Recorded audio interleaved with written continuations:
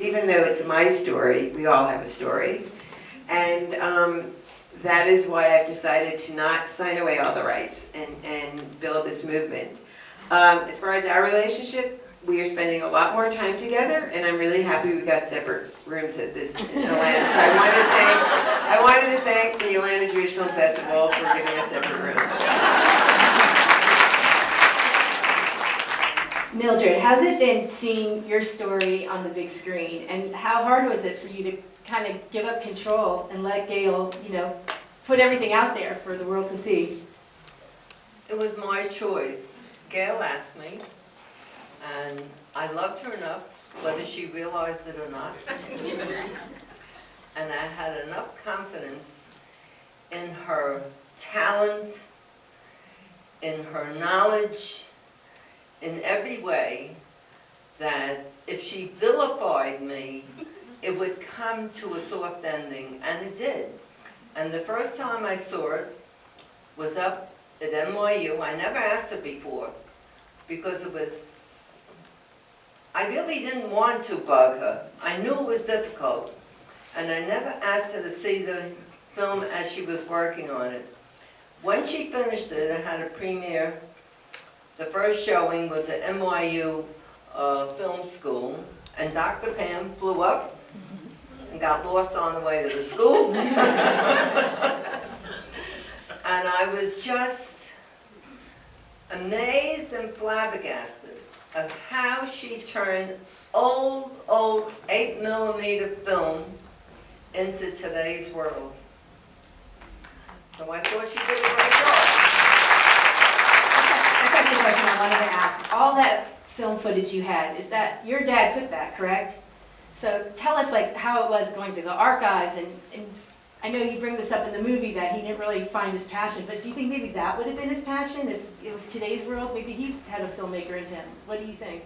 That and music was his passion. It is kind of funny because, I always joke that my father was a director. He was a funeral director. I was always proud of him directing the cars, to line up at the funeral. But it is interesting because when I went through the archive, not just the 8mm footage, but also I found his World War II book, which I had remembered as a child seeing them, because as you saw, he was in the South Pacific, and I always remember he was always so proud of himself, posing with the bare-breasted Native women. He showed his little daughter this. So I had to find that book, but there were letters. There were several love letters, of which apparently there were many more, so these were only the few that survived. And in one of the letters he writes to my mother, he's sending back the negatives and telling, and for her to print, and saying, and don't put Scotch tape on the pictures.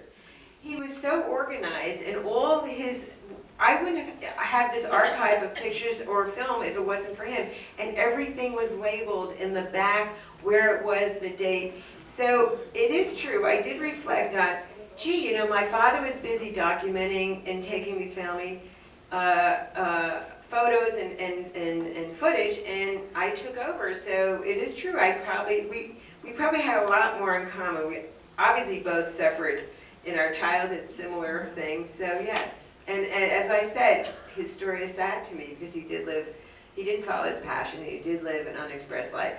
To say one thing, I need to applaud my mother, because how many mothers do you know would be willing to do this, would be willing to go on this journey and open up their life to the world? And I knew that she would be, because when the Noseville played at the Washington Jewish Film Festival, we ended up on the cover of the Washington Post. The first line into it was, it had my profile in front of the Indians' profile on the Buffalo Nickel, big picture. But the first line into the story was, if you have a mother like Gayle Kirschenbaum, you better get yourself into psychoanalysis. Mom read it and said, great, bad press is better than no press. I'm on the cover of the Washington Post.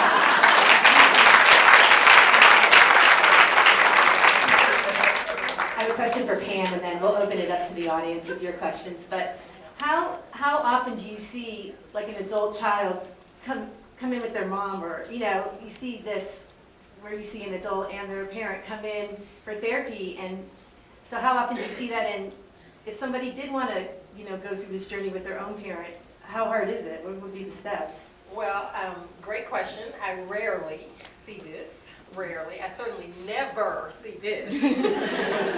But I see people that come in all the time. I'm local here in Atlanta, and I'm the author of a book, Surviving Mama, so I've attracted a lot of mother-daughter kinds of issues. And so I see people come in all the time to talk about their mothers and to process that relationship, but rarely do they ever bring their mother in with them because she's generally not willing.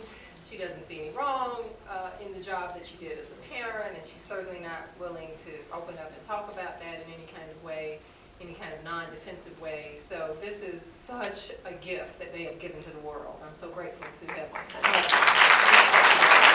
Actually, before we go, I do have one more question. When your mom did finally open up to you, like what most surprised you? And I promise I'll turn it over. Like what, any revelations that you just were like, I never knew that. Like now I understand. Like, is there one thing that just really you discovered, or is it just it all? Or?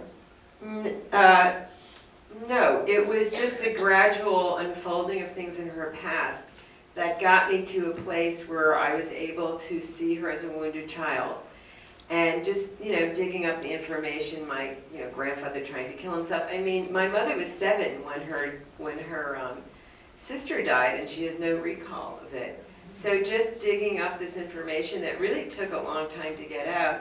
And so I saw, and if you remember when we're in France and I'm interviewing her, that was the most emotional she got. That was in 2006, as she reflected on her childhood and going, I don't remember anything good in my childhood.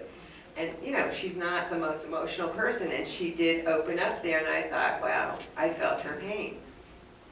Okay, we're going to go ahead and open it up. To them, and it took a conscious effort and decision. And you, throughout the entire movie, pretty much were defensive and didn't see the pain that you caused your daughter. And it affected her in such a strong way. So, I know this film touches everyone, but here's my message to everyone and to yourself who lost their parent or suffered so deeply. You have to reframe how you look at them, because don't expect your critical parent to turn around and say they're sorry, or excuse me, guys. God, would somebody? So don't expect who's ever hurt you, like your parent, like your mother, ever to acknowledge they did anything wrong, or acknowledge they did anything wrong and ever say they're sorry. Because you're like asking Stevie Wonder to drive a race car. They are essentially clueless. They don't know. The way you get to a place that you can forgive is changing how you look at that person. So take them off the pedestal of my mother, who should love and adore me, to a wounded child. So I say, obviously I never had any children, but if you have a child and your 3-year-old looks up at you and says, Mommy, I don't love you anymore, what are you going to do? They know that they want love. You pick them up and you give them love. So when your mother says you're fat, you're stupid, you're an idiot, you're going to amount to nothing, how come you can't be like your friend Hillary? She needs love. What do we all want in life? We want to be heard, we want to be acknowledged, and we want love. So when people act up and are abusive, they are wounded. They need love. So the way you get there is change how you look at them. Take them off of that position they are in your life, whether it's your boss, your spouse, your older sibling, your mother, your father, and put them as a wounded child. Change how you look at them and take your power back. I don't think that unless a mother is an alcoholic or a druggie, I don't think any mother intentionally hurts a child. She does the best she can, but the interpretations are wrong.